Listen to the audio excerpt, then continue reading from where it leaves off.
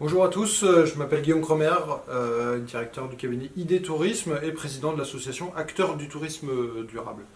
On m'a demandé de venir vous parler en introduction de ce séminaire Tourisme et éthique du tourisme durable au tourisme équitable. Malheureusement, habitant en province et étant indisponible, j'ai pas pu venir me déplacer sur Paris cette fois-ci. Mais néanmoins, je voulais prendre un peu de temps pour vous parler de ce sujet qui me tient à cœur. On parle de tourisme et éthique, je ne sais pas forcément de quoi vous allez parler derrière, mais derrière ce sujet, ce qui m'intéresse, c'est cette notion d'éthique.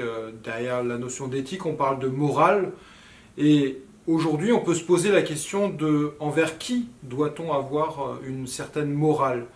Et là-dessus, j'aimerais préciser un peu 3 points qui sont à la fois mes points de vue, qui ont aussi évolué dans le temps. Ça doit faire maintenant plus de une douzaine d'années que je travaille sur ces sujets de développement durable et de tourisme.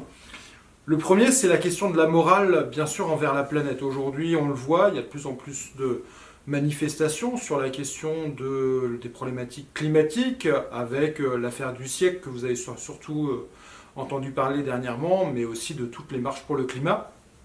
La question de la planète, c'est la question du climat avant tout. Et on sait que le secteur du tourisme impacte énormément, en particulier par rapport à la question de l'aérien. 4,1 milliards de passagers aériens l'an dernier. Aujourd'hui, on est à plus de... En prévision, on vise vers les 8,2 milliards de touristes en fait, d'ici à 2037, soit un doublement en fait, de nombre de passagers en moins de 20 ans, ce qui est quelque chose d'assez extraordinaire et qui pose des problématiques fortes en matière d'impact carbone et donc de causes en matière d'impact climatique. Derrière ça, on doit aussi intégrer la question du peak oil. L'Agence internationale de l'énergie a publié dernièrement une étude pour montrer que le peak oil, c'était 2025. 2025, c'est demain. Est-ce qu'on a anticipé derrière les questions de transition en termes de carburant pour faire voler les avions? Quand on voit les dernières études qui sortent, on a l'impression que ce n'est pas d'actualité avant 2035, 2040, voire après. La question de l'hydrogène, par exemple, ou l'électricité. Là aussi, c'est une question qui va être très importante, parce que comment on va faire se déplacer l'ensemble de ces touristes professionnels ou de loisirs. Derrière la question de la planète, il y a aussi les questions de consommation d'eau, d'énergie, de déchets. On sait que le tourisme, ça impacte fortement aussi dans des pays qui n'ont pas forcément en fait, des outils de management, de gestion en fait, de ces problématiques eau, énergie, déchets. Comment derrière on gère ça, c'est une problématique majeure. Derrière la question de la morale, c'est aussi la morale derrière la notion d'économie. On sait qu'aujourd'hui, la problématique du capitalisme est posée par rapport à un potentiel effondrement de notre société. Le tourisme aujourd'hui, comme il est développé, est complètement un élément de ce capitalisme exubérant. Est-ce que derrière la notion de cheap, est-ce que derrière cette notion de développer des bas prix, on le voit sur le low cost par exemple, est une solution ou est-ce que c'est le problème?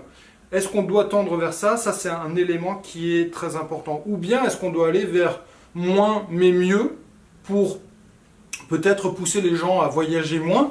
Mais nous, on peut peut-être le faire en France et en Europe et dans les pays développés. Mais qu'en est-il derrière des pays qui sont en train de se développer et d'avoir accès à un moyen derrière de pouvoir découvrir le monde, comme en Chine, en Inde ou dans d'autres pays. C'est une problématique majeure. Et derrière la question d'économie, il y a un élément qui est assez intéressant et qui commence à apparaître plutôt dans l'agriculture, c'est la notion de comptabilité triple capital. Est-ce que c'est un élément innovant pour justement essayer de développer des choses pour que peut-être on trouve d'autres manières, d'autres suites du capitalisme? Et enfin, derrière la morale, c'est la question des hommes. Les hommes, aujourd'hui, ceux qui voyagent, on sait que le voyage est un outil au service de l'ouverture de la curiosité des personnes pour apprendre mieux de l'autre. Est-ce que l'impact carbone aujourd'hui du tourisme peut être dédouané par justement cette découverte d'autres cultures? Ou est-ce que demain, il y aura d'autres possibilités pour apprendre de l'autre sans impacter négativement en fait sur notre environnement. Et enfin, les hommes, c'est aussi des questions de développement économique local, de développement par l'apprentissage, par les métiers. Est-ce que derrière le développement du tourisme est aussi en fait un facteur dans ces pays-là?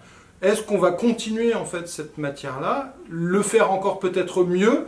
En tout cas, j'imagine que les débats avec ATR ou avec l'UNAT vont être aussi de cette partie, à la fois en matière de développement en France, mais aussi derrière en matière de développement dans les pays développés, dans les pays en voie de développement, en Afrique, en Asie du Sud-Est ou en Amérique latine. En tout cas, le tourisme a et développe en fait des choses intéressantes et positives. Comment derrière on arrive à trouver réellement cet équilibre entre l'économique, le social et l'environnemental pour faire en sorte que ce tourisme et ce tourisme d'avenir soit réellement durable, d'où les problématiques que vous avez présentées dans le titre. En tout cas, je serais ravi d'avoir les conclusions et les actes de vos échanges pour pouvoir derrière rebondir avec vous et peut-être venir à une prochaine rencontre autour de ce sujet-là. Merci beaucoup, passez une bonne journée et à très bientôt.